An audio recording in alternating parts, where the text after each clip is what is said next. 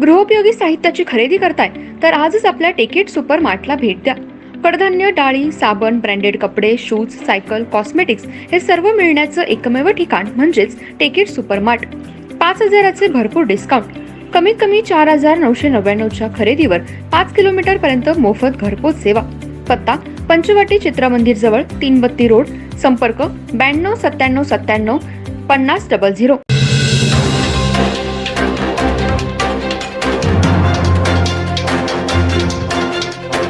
नमस्कार, मी तेजस्विनी मगदूम. एम मराठीमध्ये आपल्या सर्वांचं स्वागत आहे. पाहूया ठळक घडामोडी.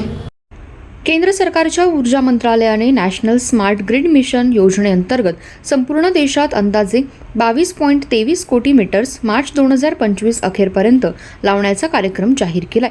मात्र स्मार्ट मीटर्स, स्मार्ट प्रोजेक्ट म्हणजे कुणाच्या खांद्यावर कुणाचे ओझे असा प्रकार असल्याचा आरोप वीज तज्ज्ञ, महाराष्ट्र वीज ग्राहक संघटनेचे अध्यक्ष प्रताप होगाडे यांनी पत्रकार परिषदेत बोलताना केला. नॅशनल स्मार्ट ग्रिड मिशन या योजनेअंतर्गत संपूर्ण देशामध्ये अंदाजे 22.23 कोटी मीटर्स मार्च 2025 अखेरपर्यंत लावण्याचं उद्दिष्ट जाहीर केलं आहे. सध्या वेबसाईटवर उपलब्ध माहितीप्रमाणे 1,08,00,000 मीटर्स लावण्यात आलेत. या योजनेनुसार महाराष्ट्र शासन निर्णयानुसार महाराष्ट्रात 2,25,65,000 स्मार्ट मीटर्स लावण्याचा निर्णय घेण्यात आलाय. या योजनेतून शेती पंप वगळता राज्यातील सर्व वीज ग्राहकांना स्मार्ट मीटर्स किंवा प्रीपेड मीटर्स लावण्यात येणार आहेत. 20 किलोवॅट अथवा 27 हॉर्स पॉवरच्या आतील ग्राहकांच्या बाबतीत प्रीपेड सुविधा देणे व मोबाईलप्रमाणे जमा रक्कम संपताच वीज पुरवठा खंडित करणे या यंत्रणेमध्ये शक्य आहे. 20 किलोवॅट अथवा 27 हॉर्स पॉवरच्या वरील ग्राहकांच्या बाबतीत ऑनलाईन वीज पुरवठा खंडित करता येणार नाही. तथापि त्यांचा दैनंदिन वापर त्यांना व महावितरण कंपनीला कळेल. शासन निर्णयानुसार smart meters, transformer meters, feeder meters व संबंधित सुविधा यासाठी एकूण 39,602 कोटी रुपये खर्चाच्या योजनेस शासनाने मान्यता दिली. एकूण उद्दिष्टांपैकी आज अखेर वेबसाईटवरील माहितीप्रमाणे 1,96,000 मीटर्स लावण्यात आलेत. ही मीटर्स मोफत दिली जाणार असल्याची जी जाहिरात केली जाते ती संपूर्णपणे खोटी आहे. किमान रुपये 16,000 कोटी व त्यावरील व्याज या रकमेचा थेट बोजा राज्यातील सर्व वीज ग्राहकांवर पडणार आहे. स्मार्ट मीटर्समध्ये प्रीपेड सेवा घ्यायची की पोस्टपेड हा अधिकार कायद्यानुसार संपूर्णपणे संबंधित वीज ग्राहकांचा आहे. ग्राहक स्वेच्छेने प्रीपेड अथवा पोस्टपेड सेवा स्वीकारू शकतो. गरजेनुसार रिचार्ज करता येईल.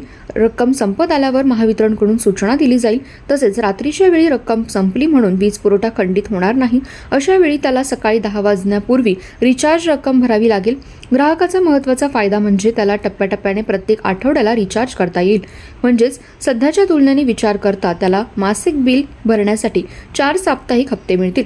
त्याचबरोबर प्रीपेड सेवा स्वीकारल्यामुळे त्याला वीज आकार व इंधन समायोजन आकार या रकमेवर 2% रिबेट मिळेल.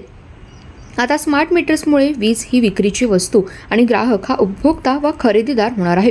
केंद्र व राज्य सरकारचीही वीज क्षेत्रातील सुधारणा या नावाखाली आणि ग्राहक हित या गोंडस नावाखाली उचलली जाणारी अनेक पावले वीज क्षेत्रातील खाजगी उद्योजकांच्या हितासाठी अथवा या क्षेत्राचं खाजगीकरण करण्यासाठी अथवा या क्षेत्रातील सार्वजनिक मालमत्ता खाजगी उद्योजकांना भविष्यात कवडी मोलाने विकून शासनाची वीज सेवा देण्याची जबाबदारी कायमची झटकून टाकण्यासाठी आहे की काय, असे अत्यंत महत्त्वाचे प्रश्न निर्माण होतात. उद्याच्या काळात असे प्रश्न निर्माण झाल्यास त्यावेळी दुर्बल ग्राहकांचा म्हणजे पहिला बळी शेतकरी आणि त्यानंतर सर्वसामान्य घरगुती वीज ग्राहकांचा जाईल, असेही होगाडे यांनी सांगितलं. यावेळी राजन मुठाणे, पद्माकर तेलसिंगे, जावेद मोमीन उपस्थित होते.